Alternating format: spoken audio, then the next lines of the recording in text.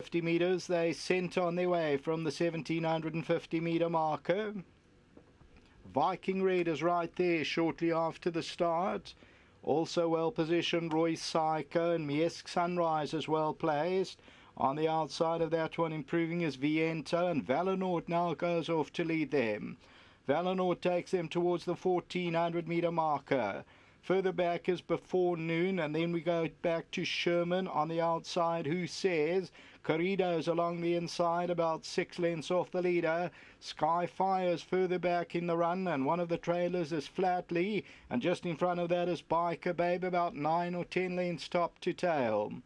Valornaut is showing the way. In second is Roy Psycho's at the rail. On the outside of that one is Viento and Miesk Sunrise. Then Before Noon, who's only about 3.5 lengths off the leader. Viking Red's the pink sleeves near the rail. Then Who Says, Corrido, Skyfire, Biker Babes further back. Then comes Sherman, and Flatley's the trailer, a dozen lengths off the leader. Valornaut by 3 lengths, Roy Psycho second, Viking Red's in third, then Miesk Sunrise, Before Noon, Corrido goes in. Sherman towards the inside, Viento, Biker Babe, and then comes Who Says. 300 metres to go, Roy Psycho now comes to Valornaut. Before Noon, Viking Red, Corrido starting to run on, Viento. Sherman's down the inside. It's Roy Psycho, Sherman, Skyfire, Corrido's trying to get into the race late. Roy Psycho down the inside, Sherman, and Corrido's coming to get them all. Corrido's going on to win it. Second will go to Sherman, third Roy Psycho, and then Viking Red.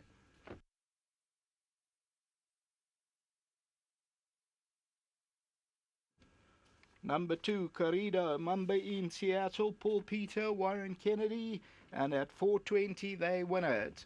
So this is Corrido. They win at 12 and by about a length or so. Second, number 12, Sherman, which pays up at 4 rounder plays. Third to number 5, Roy Psycho, then number 10, and that is Viking Red, followed by Skyfire, and further back is Biker Babe.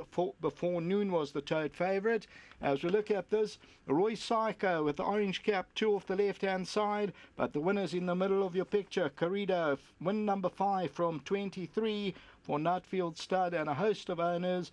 Number 2, Corrido, is victorious in race 9. Back to the studio.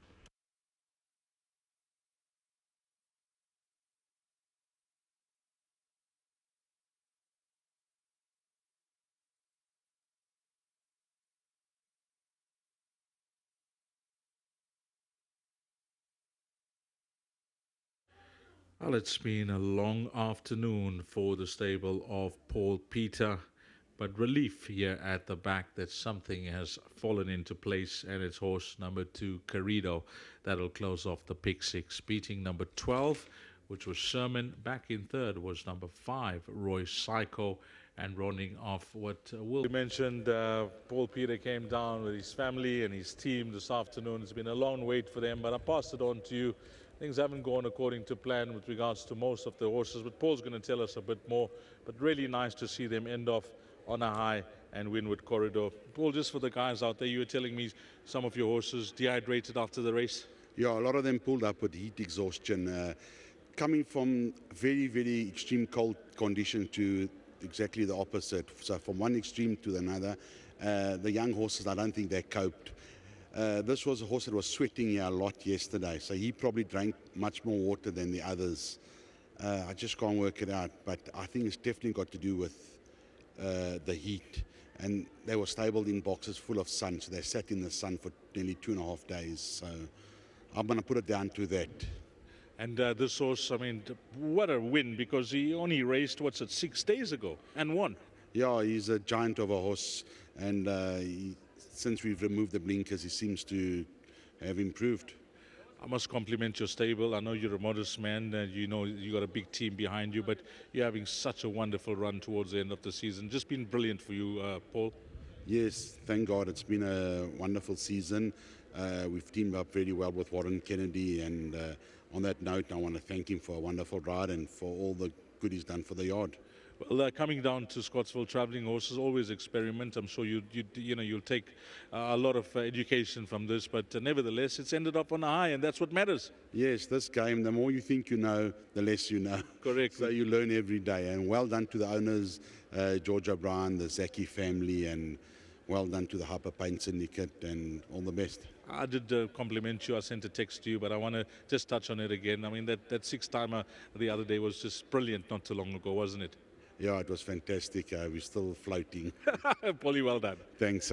Lovely. And Warren, well, the first thing I want to ask Warren is this partnership now he's got with Paul. I mean, it's just a wonderful position to be in, Warren. It is, yeah, extremely blessed. You know, I've been taken under Mr. Peter's wings in Joburg and haven't looked back since. Well, that six-timer, you're still floating on cloud nine as well. Yeah, those don't come around very often. They're very rare, and very grateful for the day. Once the third one came, the fourth one, wasn't really thinking about it more, just thinking about the job at hand, and blinked again, it was 6. So it was a fantastic day, one for the memory bank, definitely.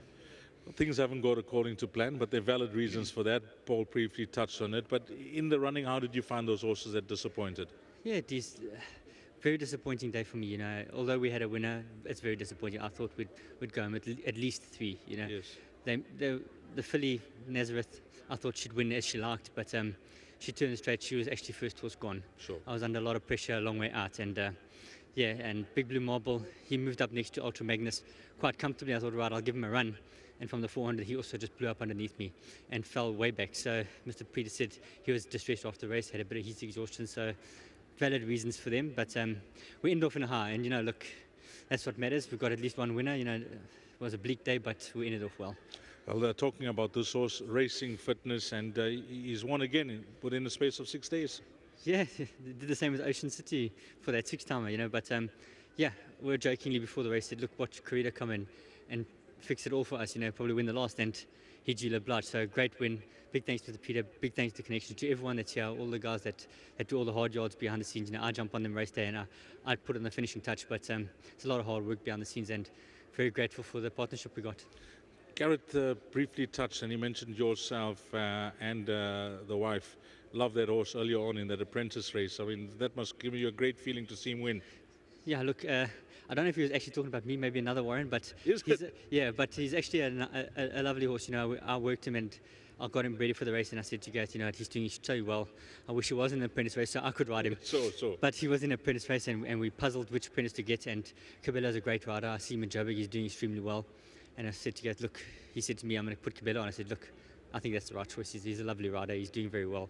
He's very competent, and I'm very happy for Gareth that horse has come. He's been a bit lean off late, but that horse was doing very well, and we expected him a very good run. I'm very happy he won, and the way he won was very impressive for me. And just to end off, Warren, I mean, what a wonderful season for you. I mentioned this before, your best season ever, but it's ending on such a high.